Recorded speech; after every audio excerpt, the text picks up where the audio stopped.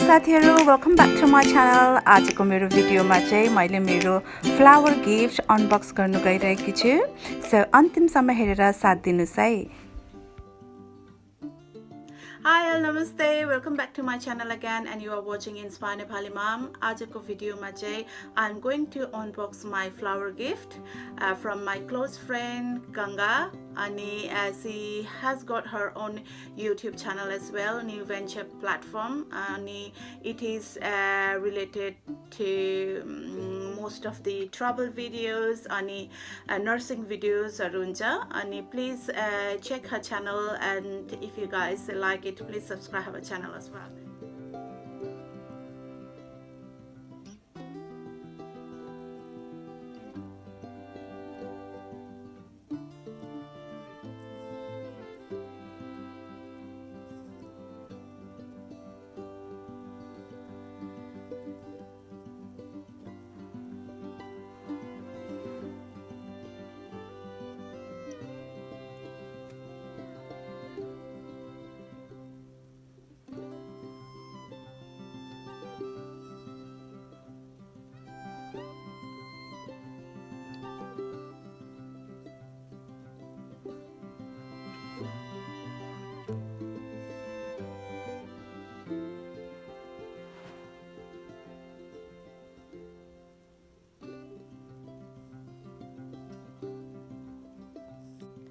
So आजको भिडियोमा चाहिँ I'm just going to unbox this beautiful Phalaenopsis orchid. Really beautiful, cha? So let's start. Ani त्यसपछि I'm going to update my other orchids. मैले last time, I think it was 4 months back, मेरो orchidsहरुको care tipsहरु, basic care tips share गरेको थिए. अनि at that time my orchids just start blooming. So still it's 4 months running and still they are flowering. So I'll update you guys that as well. So let's unbox this first.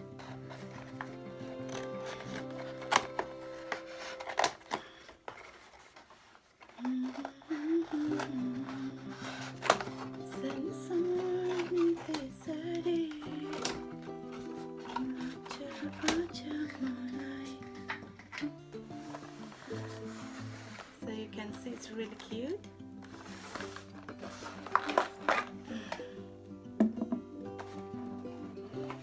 So here you go. So यसको चाहिँ यहाँनिर यसरी ring रहेको छ. Phalaenopsis orchids चाहिँ एकदमै common orchids हो अनि easy growing. Most of मेरो orchids हरु प्राय यही Phalaenopsis orchids नै छ. So it's really beautiful, and thank you once again my dear friend Ganga for such a lovely thoughtful gift.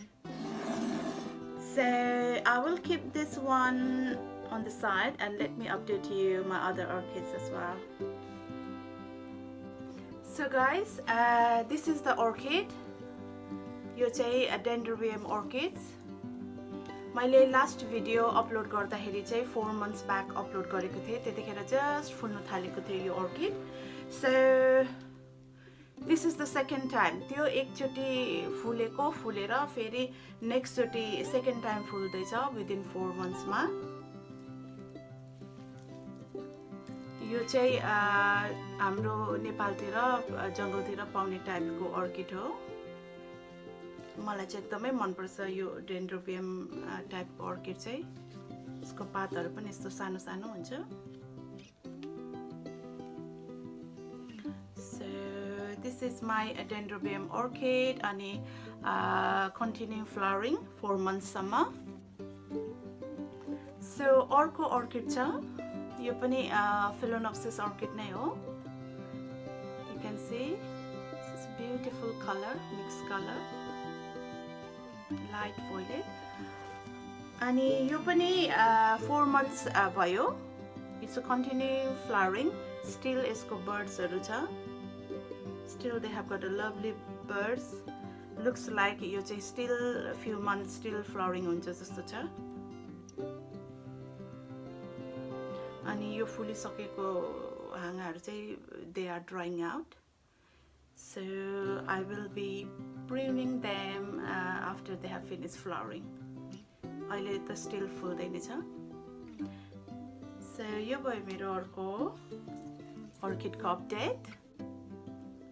Well, to be honest, म चाहिँ orchid care मा चाहिँ त्यति specialized छैन, but I have been growing them for nearly like 9-10 years, and every year they are flowering so well. Few of them मरेर पनि गयो, few of them मरेर गयो, तर few of them still surviving and flowering every year. जुन orchids लाई दिनुपर्ने orchids को feed चाहिँ time to time I'm feeding them, and they have been flowering so nice. So यस्तै हुँदै जाँदा experience makes man perfect भने जस्तै experience ले I know like अब चाहिँ मेरो orchid needs feed, orchid how much watering they need, त्यही भनेर. So this is my other one. यो चाहिँ एकदमै heavy फुल्छ. I mean like एकदमै झुप्प डबल जस्तो भएर फुल्छ. So यसको फ्लावर को वेट थाम्नु नसकेर यसरी लच्किरहेछ. यो पनि एक लट फुलेर this is the second lot. यो फर्स्ट लट फुलेको स्टेम चाहिँ यसरी ड्राई भइसकेर आएको छ. यो अहिले सेकेन्ड फुल्दैछ, अनि कतै चाहिँ यसको फ्लावरको लिप्सहरु ड्राई पनि हुँदैछ. So यो पनि I will prune them after they have finishing flowering. यो पनि one of my favorite हो. यो चाहिँ एकदमै यस्तो झप्प भएर फुलेर आउँछ. डबल एकदमै नजिक चाहिँ यसरी फुलेर आउँछ. So this is my other one. अनि अर्को छ मेरो यो Phalaenopsis नै हो. Phalaenopsis orchid नै हो. यो चाहिँ once फुलिसकेपछि सेकेन्ड टाइम चाहिँ फुलेन. So यसरी फुलिसकेको ब्रान्च चाहिँ मैले काटिदिए, यहाँबाट काटिदिसकेको छु. अब यहाँबाट अर्को आउँदैछ, यहाँबाट अर्को ब्रान्च आउँदैछ जहाँबाट चाहिँ फुल्छ, which is likely not sooner I think. यहाँनेरि सानो फल आउँदैछ, त्यहाँबाट चाहिँ फुल्ने ब्रान्च होला सायद. So let's see कहिले फुल्दै रहेछ यो. So guys, आजको मेरो भिडियो यति नै. How did you find it? Please don't forget to leave the feedback. अनि यदि मेरो च्यानलमा फर्स्ट टाइम आउनु भएको छ भने please consider subscribing my channel to get more updates. प्राय मेरो भिडियोहरु चाहिँ plant related, gardening related नै हुन्छ. Sometimes I do upload my kids or family vlog, but most of the times चाहिँ मेरो plants related video नै upload हुन्छ.